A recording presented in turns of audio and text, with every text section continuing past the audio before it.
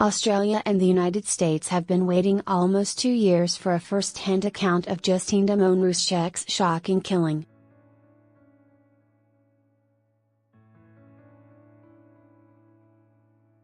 In July 2017, Minneapolis police officer Mohamed Noor shot an unarmed, pyjama-clad Australian woman asking for help.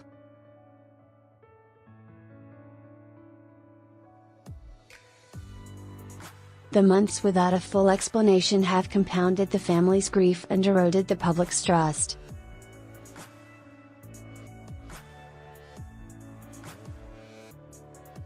But the trial is inching toward a close.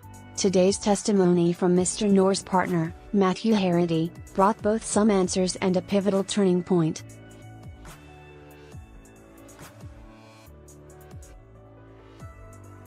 Harity delivers damaging inconsistency. Dressed in his police uniform and sporting a light beard, Mr. Harity took off his hat, sat in the dock and recalled life with his former partner.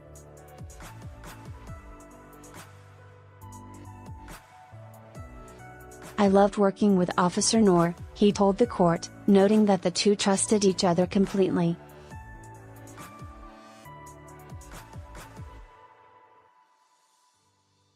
The two men have not spoken since. Mr. Harity painted a picture of two men who thought their lives were on the line in the seconds before Mr. Noor shot Ms. Damond Ruszczyk.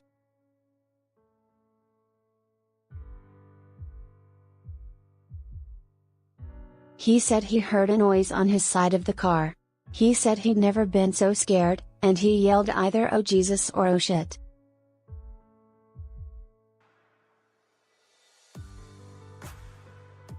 He had an answer ready for why his initial explanation, captured on body camera, had not mentioned the thumb.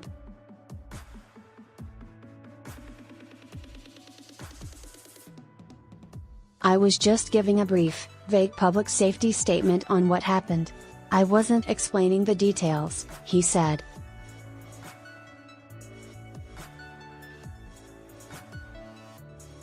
In a major inconsistency for the defense, he could not say how the phrase "she slapped the car" ended up in a search warrant used for entering Ms. Damond Ruszczyk's home.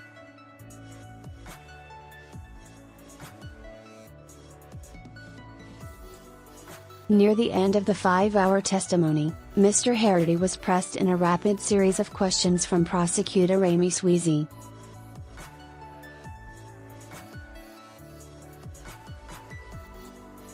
She asked why he did not also fire his weapon. Mr. Harity said he was still analyzing the situation and, without seeing any weapons or hands, he was not sure whether Ms. Damond Ruszczyk's silhouette at the window was a target or a threat.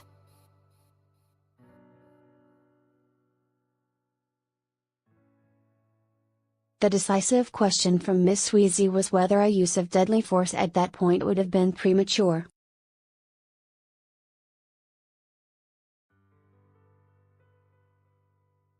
"Yes, with what I had," Mr. Harity answered. "If Mr. Noor does not testify, the jury will have no direct insight as to why the officer saw a threat that warranted risking a human life."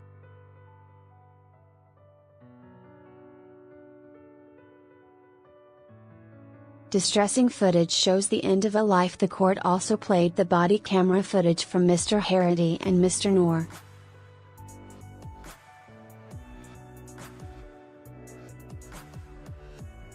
The two turned the cameras on immediately after the shooting. The video is the most distressing material yet shown in the trial.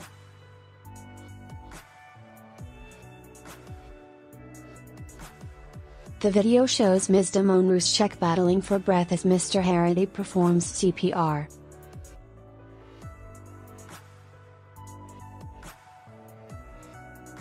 Video: Why was Justine Damond Ruszczyk shot? ABC News. He appears in control and barks orders at Mr. Noor to come down and assist as the officer wanders around.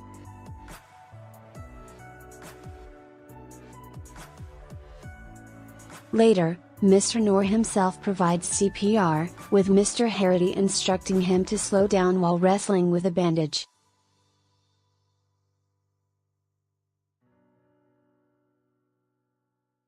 Ms. Damond Ruszczyk was declared dead by paramedics at the scene shortly after. As the video played in court, Don Damond, Ms. Damond Ruszczyk's fiancé, put his hand to his head as Ms. Damond Ruszczyk's stepmother sobbed next to him.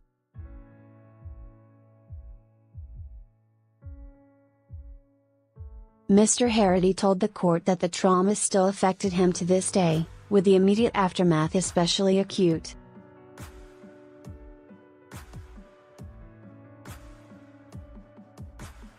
He shed tears in the courtroom. "I could sit and stare at a blank TV, nothing's on the TV, and I could sit and stare at it," he said.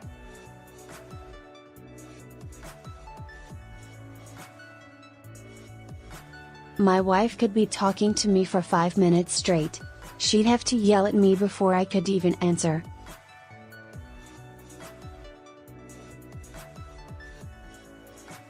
Officers show their close ranks. Mr. Harity's damaging admission had to be dragged from him, but he emerged with more credibility than other police witnesses.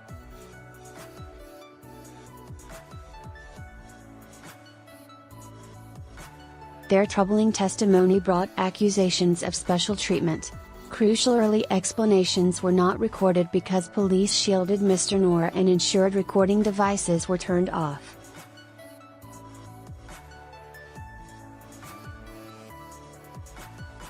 One of the first officers to approach Mr. Noor after the shooting, Jesse Lopez, said, "Mr. Noor, hang on.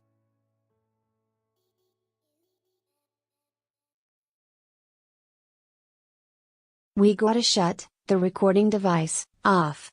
All right, kiddo? You all right?" Mr. Noor answered, "Yeah."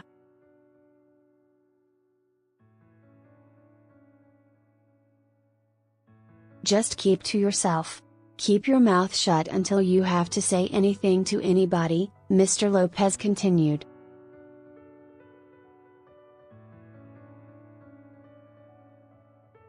Sergeant Sharon Barnett, the supervising officer, said her main concern when she spoke to Mr. Noor was his comfort.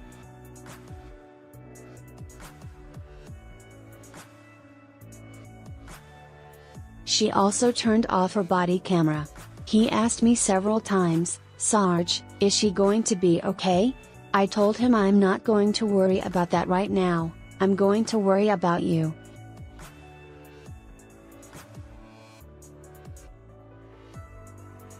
A previous witness testified Ms. Barnett had said the shooting victim was probably a drunk or a drug addict.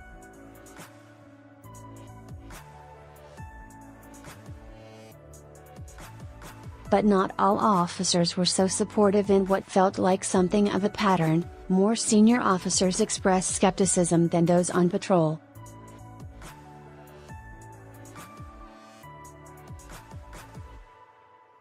It was the homicide chief, Lieutenant Richard Zimmerman, who attributed the drunk quote to Ms. Barnett.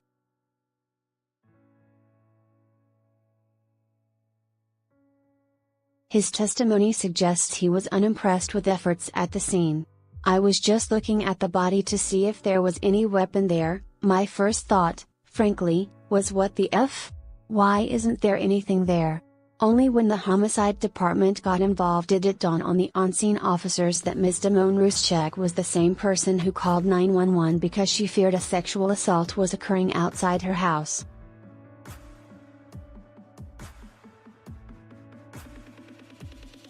Mr. Zimmerman noted how crucial those early hours are in an investigation. "Sometimes witnesses or evidence not collected or found has a way of disappearing," he said.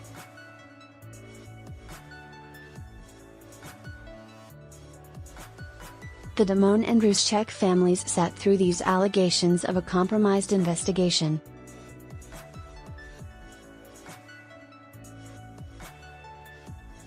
They were just meters away from Mr. Noor. In the extremely cramped courtroom, they regularly brushed shoulders with his family and supporters.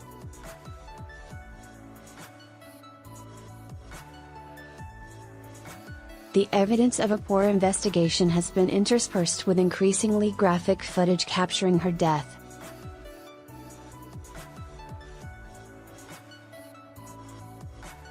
One exhibit showed her blood-stained, pink t-shirt. It bore a pink koala and bullet holes.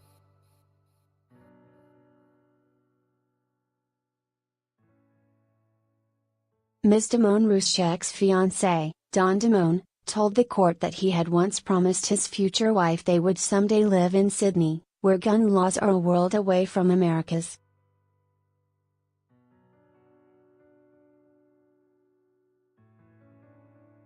Ms. Damond Ruszczyk had agreed she'd live in America for a while first after hearing that Mr. Damond's adult son was upset about the pending move.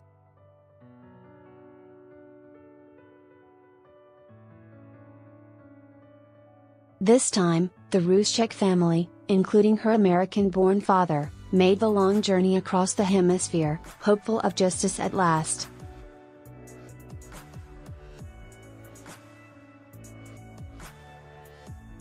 Another family is waiting too. Mr. Noor's family was also sitting just meters away. They are Somali refugees who fled violence in the hope of a new life in America.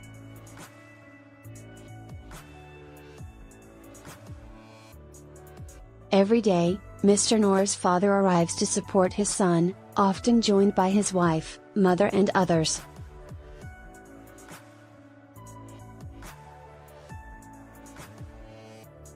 His defense counsel occasionally reached across the short wall separating the gallery from the court to offer a hand or a smile.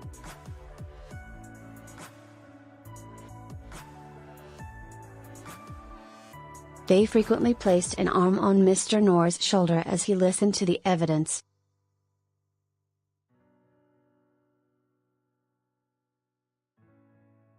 Lawyers Peter Wold and Tom Plunkett have painted a picture of a tragic accident, an officer using justified force because he feared for his partner's life.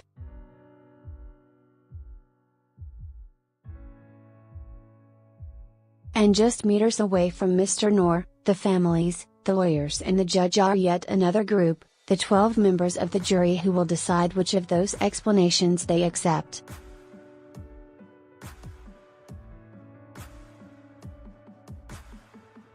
The ramifications of that decision will be felt deeply across one city, two families and three continents.